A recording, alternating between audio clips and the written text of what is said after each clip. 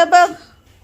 I पिलू हे गोल गोल दिसत बाल. इकडे बघ बाला. कुठं जायचं बाला? कुठं जायचं तुला? कुठं जायचं? झोपू कल बाला. हो रिया घे गणू बाप्पा घे. गणपती बाप्पा. पप्पी घे गणपती बाप्पाची. गणपती बाप्पा नाही चालू.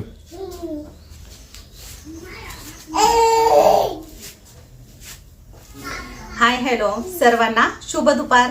नमस्कार, मी सुवर्णा आणि परत एकदा तुमचं सर्वांचं माझ्या एका नवीन मराठी ब्लॉग चॅनलवर अगदी मनापासून स्वागत. आजचा दिवस तुम्हाला खूप छान मस्त आनंदाचा आरोग्याचा जाऊ दे हीच बाप्पांच्या चरणी प्रार्थना.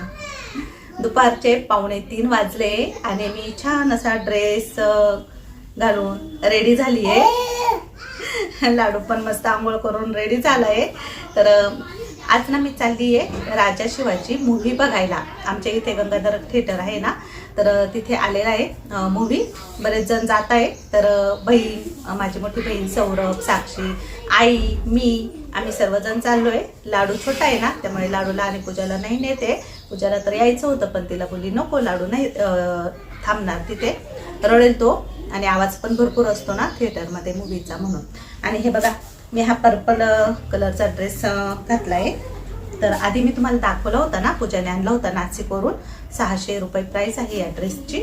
600 की 500 लक्षात नाही इतकं, पण मी तुम्हाला दाखवलेले आहे आणि फुल बाईचे. तर असं साधं सिंपल आवरलंय माझं. आणि आमच्याकडे ना चक्क दुपारच्या लाईट गेलेलं आहे. बाहेर इतकं कडक ऊन पडलेलं आहे, घरात इतकं गरम होतंय आणि लाईट भर दुपारच्या बंद केलेलं आहे. आता लाईट कधी येईल माहित नाही, पण आता आम्ही निघतोय. 3 वाजले की 2:45 झाले. राहुल पण येत नाही. मिस्टरांना बोलली चला चला, पण मिस्टर पण नको म्हणताय कारण त्यांना पण मसाले पॅकिंग करायचे, म्हणून मीच चालली आता.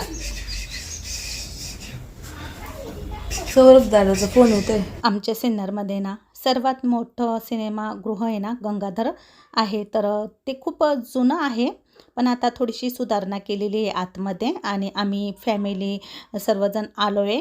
असे ऐतिहासिक मूव्ही बघायला आम्हाला सर्वांना फार आवडतं.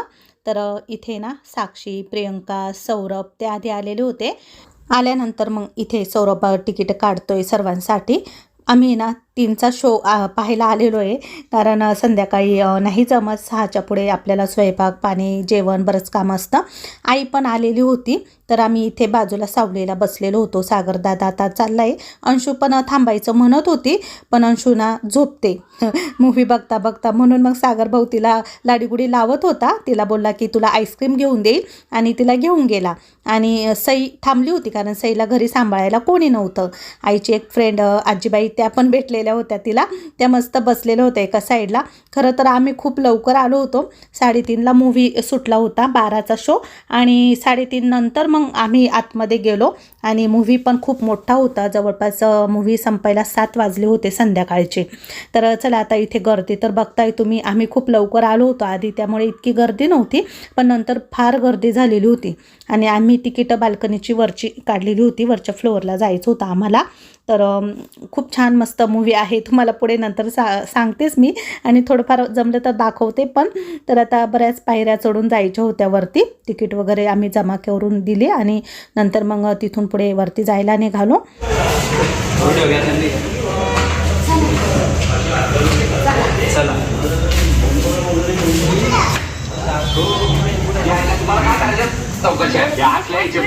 तर आता आम्ही आतमध्ये आलो.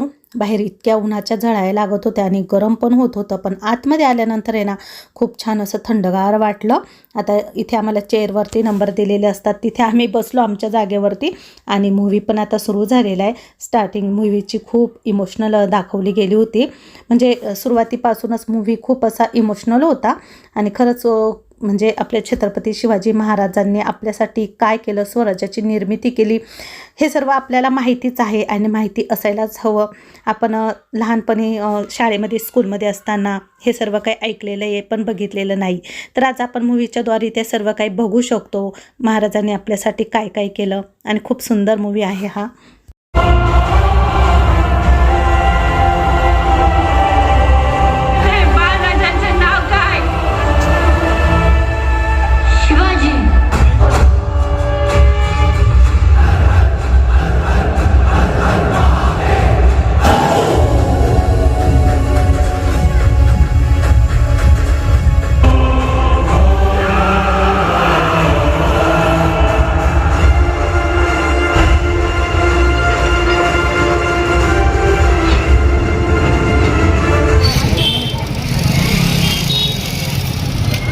बाकीचे.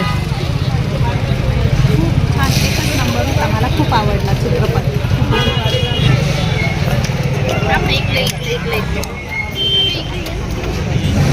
कसा होता? स्वाद देत होते का मी तेच कळत नव्हतं मला एकदा. आवडला मला का? ते आपले छान पाहून मी ते घाबरून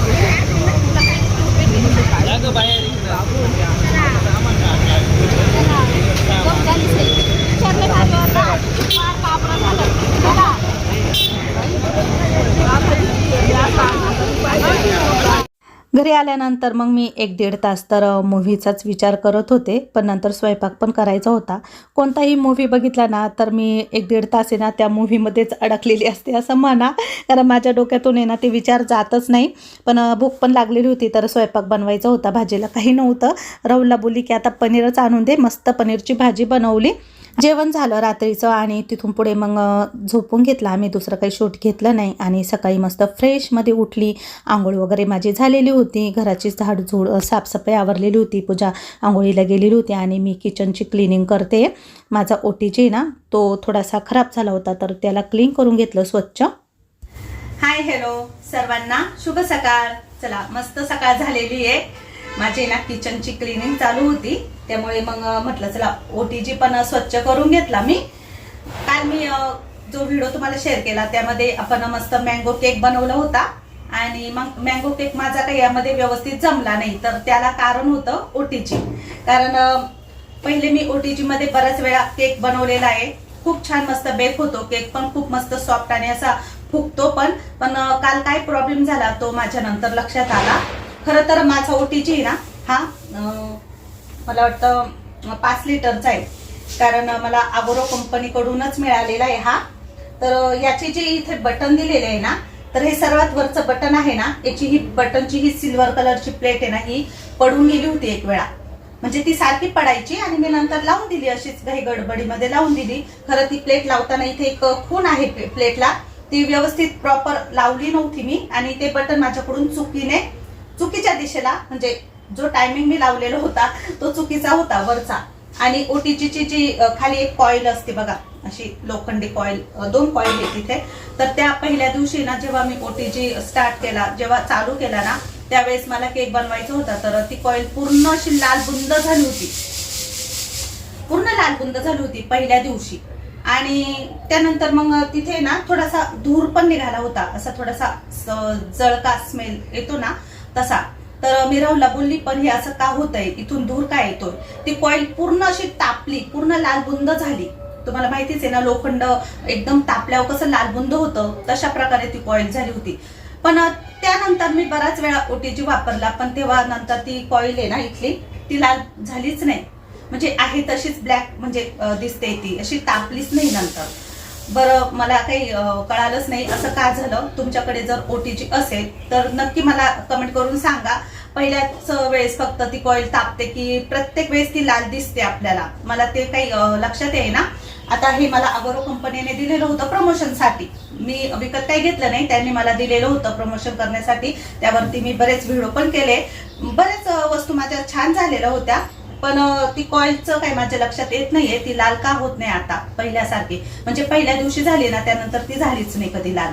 आणि इथलं जे बटन आहे ना ते पण माझ्याकडून काही गडबडीमध्ये चुकीचं लावून गेलं होतं.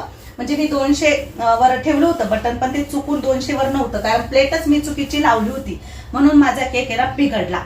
तर माझं ते आता लक्षात आलंय, परत पुढच्या वेळेस मी ना केक करून बघेल आणि काय भानगड आहे किंवा OT मध्ये काय बिघड झालेला आहे ते नक्की तपासून बघल. चला आता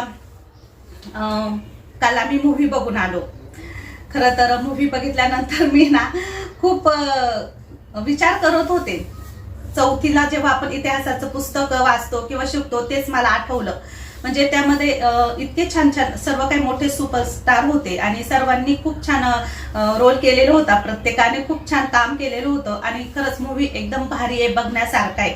तुम्ही कोणी बघितला नसेल तर नक्की बघा. खरं मी तर मूवी बघितल्यापासून माझी नजर अशी समोर एकटक होती. म्हणजे असं नाही की कंटाळा आला किंवा झोप आली, खूप आळस आला, अजिबात नाही. असं पुढे काय होणार हेच माणसाच्या डोक्यात असायचं. छान वाटलं मला आहे ना. पहिल्यापासून ऐतिहासिक मूवी खूप आवडतात पाहायला. म्हणजे खरं तर छत्रपती शिवाजी महाराजांच्या जीवनावर आधारित भरपूर आपण मूवी बघितले.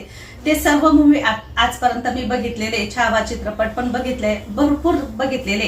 पण हा मूवी मला जरा छान वाटला. म्हणजे सर्वच कलाकार यामध्ये खूप चांगले होते आपले आणि मूवी खरंच बघण्यासारखा आहे. तिथून आल्यानंतर खरंच 2 तास तर मी विचारच करत होती.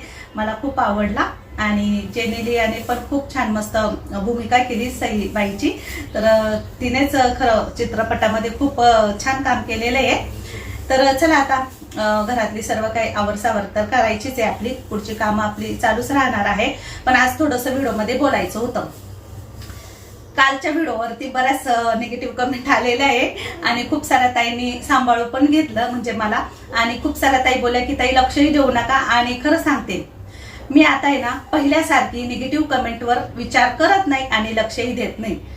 उलट आता मला हसू यायला लागलंय काही लोकांचं. खरंच म्हणजे लोक इतके खालच्या पातळीला जाऊन कमेंट करतात ना, काही निगेटिव्ह कमेंट करतात ना, मला खरंच त्यांच्याविषयी आता हसायला येतंय.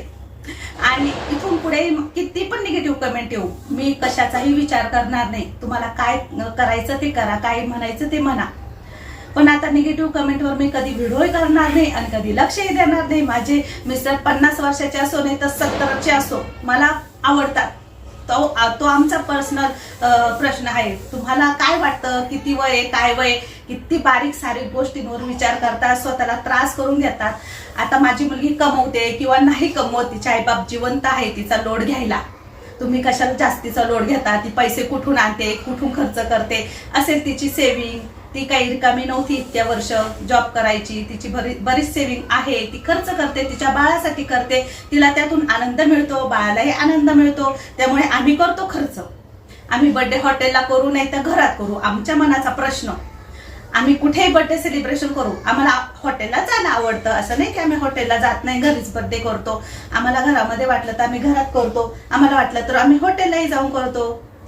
आमच्या मनाचा प्रश्न तो असू द्या. चला, ज्यांनी निगेटिव्ह कमेंट केली आहे त्यांच्यासाठी खास अजून एक माझं काय म्हणतात त्याला, जाऊ द्या, खास त्यांच्यासाठी एक सांगते. तुम्ही किती पण निगेटिव्ह कमेंट करा, तुम्ही आमच्यामध्ये किती पण भांडणं लावा, तुम्ही आमच्यामध्ये किती पण एकमेकांमध्ये वाद लावा, आम्हाला काही फरक पडत नाही.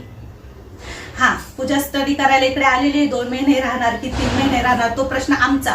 ती स्टडी करते की नाही करते तुम्हाला दाखवेल मी. सध्या आता घराचं काम चालू आहे, आज उद्या होईलच. आम्ही वरती राहायला जाणार आहोत, तेव्हा तिला सेपरेट रूम वगैरे राहील, तेव्हा तिचा स्टडी करताना पण शूट करून तुम्हाला दाखवेल. ती स्टडी करते की अभ्यास करते की काम करते की बाळाला सांभाळते.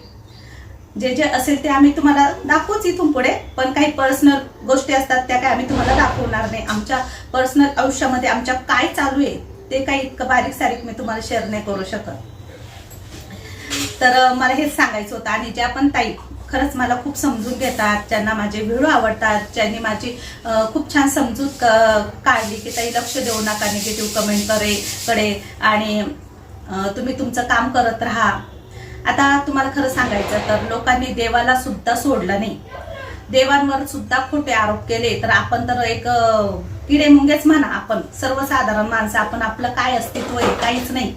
देवांना इतका त्रास झाला तर आपण कोण आहे त्यांच्या समोर. त्यामुळे बोलणाऱ्यांचे तोंड काय आपल्याला दाबता येत नाही किंवा हात लावता येत नाही त्यांच्या तोंडाला. तुम्ही काही बोला, काही फरक पडत नाही आमच्यावरती. आम्ही आमचं काम करत राहतो. आम्हाला जसं वाटेल तसं आम्ही जगतो. तुम्हाला ज्यांना व्हिडिओ आवडत नाही बघायला त्यांनी तर नका बघू. ज्यांना आवडतात, ज्या ताईंसाठी मी व्हिडिओ बनवते त्यांनी नक्कीच बघा. आणि खूप साऱ्या ताई माझ्या खूप मला समजून घेतात, खूप आमची काळजी करतात. तर त्यांच्यासाठी माझे व्हिडिओ चालूच राहणार आहेत. व्हिडिओ काय आपले कधी बंद होणार नाही. तर मला हेच सांगायचं होतं आजच्या व्हिडिओमध्ये. जास्त काही दुसरं काही शेअर करता आलं नाही. आणि पूजा आहे ना गव्हाचं दळण करते, मधून मधून चाळणीचा आवाज येतोय. तर आता मला दळण करायचंय, बाजरीचं, ज्वारीचं, गव्हाचं. आज सगळे दळण करते आणि नंतर मग स्वयंपाक करायचा आहे. लाडू पण उठलेला आहे आपला, त्यामुळे बाकीची बरीच काम आहे. तर ते पुढच्या व्हिडिओमध्ये नक्कीच तुम्हाला शेअर करेल. चला, आजचा व्हिडिओ इथे संपवते. नेहमीप्रमाणे व्हिडिओ आवडला असेल तर व्हिडिओला लाईक करा, शेअर करा, परत नवीन व्हिडिओसह भेटू. तोपर्यंत सर्वांना बाय बाय.